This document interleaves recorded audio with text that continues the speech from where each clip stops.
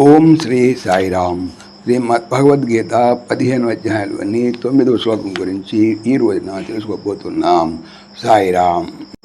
భగవానుడు గత శ్లోకంలో ఇలా అన్నారు: దేహేంద్రియాది సంఘాతమునకు ప్రభువగు జీవుడు శరీరమును విడుచుతున్నప్పుడు, నూతన శరీరమును పొందినప్పుడు, పుష్పాది స్థానముల నుండి గాలి వాసనను గ్రహించి పోవు సందమున పంచేంద్రియములు మనస్సు అను ఆరింటిని గ్రహించి వెడలుతున్నాడు. ఈరోజు చెప్పుకుంటే 9వ శ్లోకంలో భగవానుడు ఇలా తెలియజేయబోతున్నారు. జీవుడు ఏ ఇంద్రియములను ఆశ్రయించి విషయములను అనుభవించునో తెలియజేస్తున్నారు. శ్రోత్రం చక్షు స్పర్శనం నరసనం ఘ్రాణం ఏవచ అధిష్టాయ మనశ్చాయం విషయానుపసేవతే.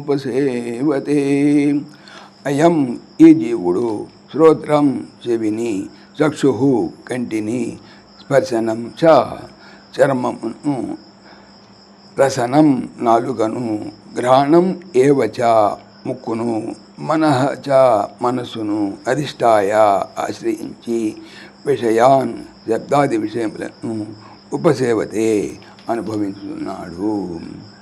ఈ జీవుడు జీవాత్మ అనగా ఈ జీవాత్మ చెవిని, కంటిని, చర్మమును, నాలుకను, ముక్కును, మనస్సును ఆశ్రయించి అనగా శబ్దాది విషయములను అనుభవిస్తున్నాడు.